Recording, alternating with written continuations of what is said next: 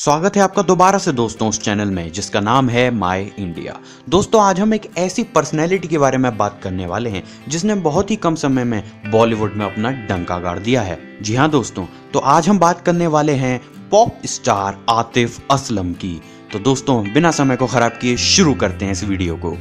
दूरी सही जाए ना, सही जाए ना।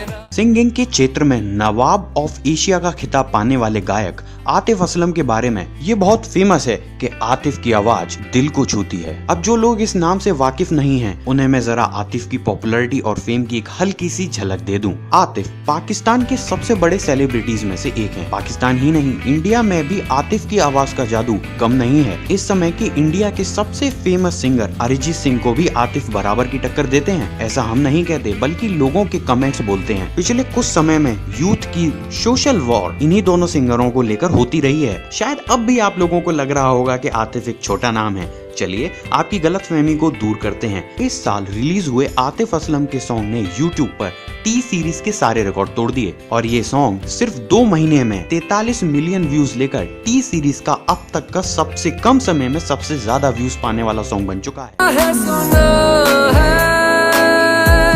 ये रस्म वफा है।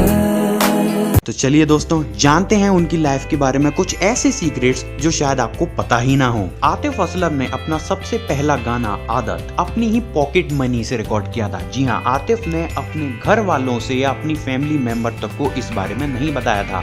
जब ये सॉन्ग पाकिस्तान में इतना फेमस हो गया कि एक तरीके से नेशनल एंथम सा बन चुका था, तब जाकर उनके पेरेंट्स को मालूम पड़ा कि आतिफ ने अपनी पॉकेट मनी से एक सॉन्ग को रिकॉर्ड किया है और उसे यूट्यूब पर डाला है जिसका नाम है आदत। अब तो आदत सी है मुझको। आतिफ असलम की पहली परफॉर्मेंस एक फैंसी ड्रेस कंपटीशन में हुई थी जिसकी chief guest Pakistan cricket team के प्लेयर इमरान खान थे। आतिफ सिंगिंग में ही नहीं बल्कि पढ़ाई में भी अपना डंका बजा चुके हैं। आतिफ ने 10th ग्रेड सिर्फ 14 साल की उम्र में ही पार कर लिया था। आतिफ एक मिडिल क्लास फैमिली से बिलोंग करते हैं और आतिफ ने उन सारी चीजों को फेस किया है जो एक मिडिल क्लास बच्चा अपने जीवन में फेस करता है। आतिफ ने उन सभी मुश्किलों को एक साइड में रखकर अपने सिंगिंग करियर को ऐसी उछाल दी कि आज इंडिया का 80% यूथ इस नाम से वाकिफ है। लेकिन क्या आप जानते हैं कि आतिफ वास्तव में सिंगर बनना ही नहीं चाहते थे। जी हाँ, एक सोर्स की माने तो आतिफ ने एक इंटरव्यू में ये कहा था कि वह बचपन से ही क्रिकेटर बनना चाहते हैं। आतिफ अपनी पाकिस्तान टीम के लिए अंडर 19 में एज अ फास्ट बॉलर भी सेलेक्ट हो चुके थे। लेकिन किस्मत देखिए दोस्तों, शायद आतिफ की आवाज का जादू हम सभी पर छाना था, इसलिए उन्होंने सिंगिंग लाइन को ही चुन लिया। आतिफ अपने तीनों भाइयों में सबसे छोटे हैं।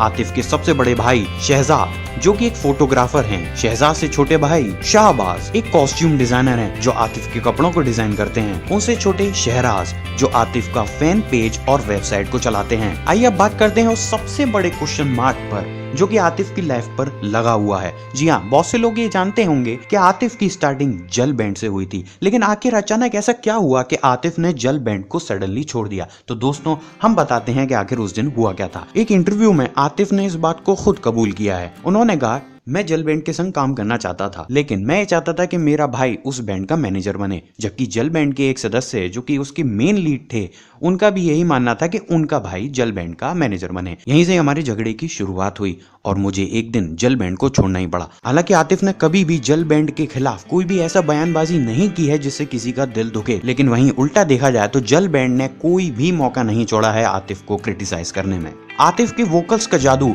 इस कदर पूरी यूथ पर चढ़ा हुआ है। लेकिन क्या आप जानते हैं कि 2009 में एक ऐसी रूमर उड़ी थी जिसने आतिफ के ही होश उड़ा दिए। जी हाँ, 2009 में सोशल मीडिया पर ट्रेंडिंग में रहा था कि आतिफ को थ्रोट कैंसर है। आतिफ खुद कहते हैं कि उस न्यूज को पढ़ने के बाद उनके खुद होश उड़ चुके थे। आतिफ सबसे कम उम्र वाले पाकिस्तानी हैं जिसे तमगा ए इम्तियाज मिल चुका है। केवल इंडिया और पाकिस्तान में नहीं, आतिफ का डंका अमेरिका तक में बज चुका है। जी हाँ, एक American independent film man push cart में भी आतिफ के 3 सॉन्गों को रिकॉर्ड किया गया था और उन्हें उन तीनों सॉन्गों के लिए अवार्ड भी पुरस्कृत किया गया था।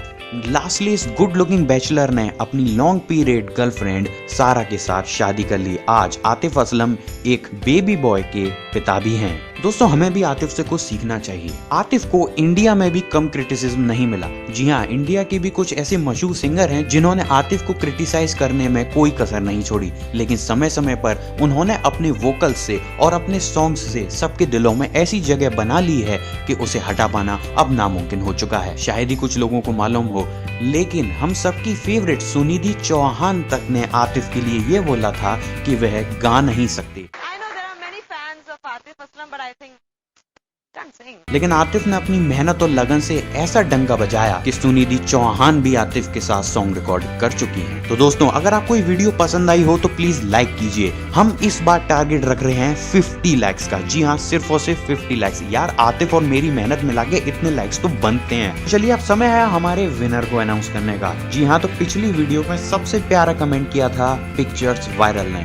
इन्होंने लिखा था, मेरा अमेजिंग फैक्ट है, by law, a pregnant woman can pee anywhere she want in Britain, even if she chosen in a police officer's helmet. तो पिक्चर वायरल, आपको बहुत बहुत बधाई। आप इस बार के कमेंट के फेमस के विनर बन चुके हैं। अगर आप भी चाहते हैं कि आपका कमेंट इसी तरीके से हमारी अगली वीडियो में हाईलाइट हो तो इस वीडियो के नीचे कमेंट बॉक्स में कमेंट कीजिए। कुछ भी कमेंट कीजिए। मैं नहीं कह रहा कि अमेजिंग फैक्ट ही कमेंट कीजिए, कुछ भी कमेंट कीजिए। आप आतिफ के बारे में भी कुछ ऐसी चीजें बता सकते हैं जो शायद दुनिया को नहीं मालूम हो, या आपके दिल में जो कुछ भी आता है उसे कमेंट कीजिए। अगर आपका कमेंट प्यारा और चौंका देने वाला होगा तो वो है अगली वीडियो में आपके नाम और आपकी फोटो के साथ जरूर हाईलाइट होगा। अगर आप इस चैनल पर नए हैं तो नीचे लाल बटन सब्सक्राइब का है, उसे प्रेस कीजिए ताकि अगली वीडियो और अगला अमेजिंग फैक्ट आपको सही समय पर नोटिफिकेशन के थ्रू मिल जाए। फिलहाल अभी मुझे दीजिए इजाजत, और हाँ, फुर्सत पे आतिफ को जरूर सुनना है।